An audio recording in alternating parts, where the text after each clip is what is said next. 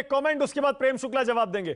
किशोर तिवारी, मुझे लगता है आज तो आप भी काफी निराश होंगे कि आखिरकार बीजेपी ने यह कैसे कर लिया, शिंदे जी को कैसे मना लिया कि वो इतना इंपॉर्टेंट मंत्रालय छोड़ के और अजीत पवार दादा को दे दें। अरे आज तो मैं बहुत खुश हूं। मेरे मित्र एकनाथ शिंदे, एक मुहावरा लोग कहते हैं कि धोबी का कुत्ता, ना घर का ना घाट का। अब वो उनकी हालत तो ऐसी हो गई, ज्यादा कुछ करोगे तो डिस्क्वालीफाई कर देंगे, नहीं तो अमित शाह जी ने कहा। एक सेकंड तिवारी जी, देखिए आप एक सिटिंग चीफ मिनिस्टर के बारे में बात कर रहे हैं, मुझे आपको रोकना पड़ेगा। आप अगर चाहें किसी और कहावत मुहावरे का इस्तेमाल कर सकते हैं। आगे बढ़िए, चलिए।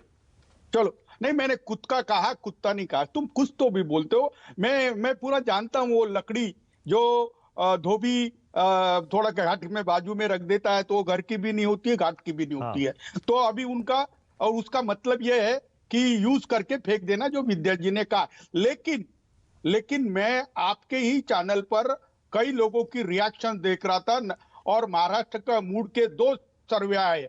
2 सर्वे मानक कहते हैं कि ये विपक्ष को तोड़ना, ये प्रजातंत्र पे, ये भाजपा का अवपतन है या प्रजातंत्र पे अति प्रसंग है। तो लोग कहते हैं कि ये प्रजातंत्र पे अति प्रसंग है। तो मुझे लगता है प्रेम शुक्ला भी बहुत आहत है, जिस प्रकार से पूरी बागडोर एनसीपी को दे दी ना। अब खाने का डिपार्टमेंट, खाद्य पूर्ति, ये भी एनसीपी के पास, और चाबी तिजोरी की वो भी एनसीपी के पास, एग्रीकल्चर वो भी एनसीपी के पास, सहकार विभाग वो भी एनसीपी के पास। मेरे ख्याल से एनसीपी की सरकार, जिसका बीजेपी इतना विरोध करती थी, उनके पास बीजेपी का यह अवपतन देखकर मुझे तो नहीं लगता कि ऐसी बीजेपी की कल्पना कहीं श्यामा प्रसाद मुखर्जी ने भी की नहीं होगी। और आरएसएस चीफ अभी क्या सोचते होंगे, इसकी भी मुझे बहुत चिंता है। लेकिन एकनाथ शिंदे का राजकीय सुसाइड बीजेपी ने कराया, ये बहुत गलत हुआ। एकनाथ शिंदे एक अच्छे कार्यकर्ता थे और उनका बहुत अच्छा करियर उद्धव जी ठाकरे के पास था, लेकिन बीजेपी ने उनको ईडी का भय बता के तोड़ लिया।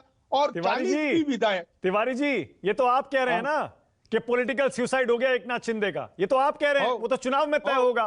मैं तो ये कह रहा हूं, ये जो बैलेंस बनाया है बीजेपी ने, आपको उम्मीद थी? आप तो लगातार, आपके प्रवक्ता कह रहे थे देखिएगा ये मंत्रालय नहीं बांट पाएंगे, ये 2-2 पार्टियों को एकोमोडेट नहीं कर पाएंगे। फॉर्मूला तो निकाल ही लिया ना बीजेपी ने। अरे देखो, 1 ही घंटा हुआ है, शाम तक तो देखो वो 40 लोग, जो एक्सपांशन इन्होंने अधिवेशन के बाद बोला है। अब अमित शाह जी ने कहा है एकनाथ शिंदे जी को, आपके एमएलए दररोज प्रेस कॉन्फ्रेंस लेते हैं, वो ना ले। लेकिन अभी तो मेरे सूत्र बता रहे हैं कि वो सब बागी होने के मूड में है। और हमसे तो 15 लोग संपर्क में है, भाई हमसे गलती हो गई, माफ करो। लेकिन अब गद्दारों को माफ करना यानी क्या? ये तो बहुत ही गलत कल्चर हो जाएगा ना। अच्छा, 15 शिंदे के 15 विधायक आपके साथ आना चाहते हैं? नहीं, वो तो ज्यादा आते हैं, लेकिन 15 लोगों ने डायरेक्ट संबंध करके बताया है कि हमारी गलती हो गई है, हमको लौट के आना है। हम ईडी, सीबीआई और जेल के डर से गए थे, और यहाँ तो हमको हमारे कॉन्स्टिट्यूएंसी में घूमना मुश्किल है। घूमना मुश्किल है। और जो भी कहता है, जो हमारी विद्या जी ने कहा, 50। अच्छा, सीबीआई ईडी के डर से गए थे, अब वो डर खत्म हो गया तिवारी जी?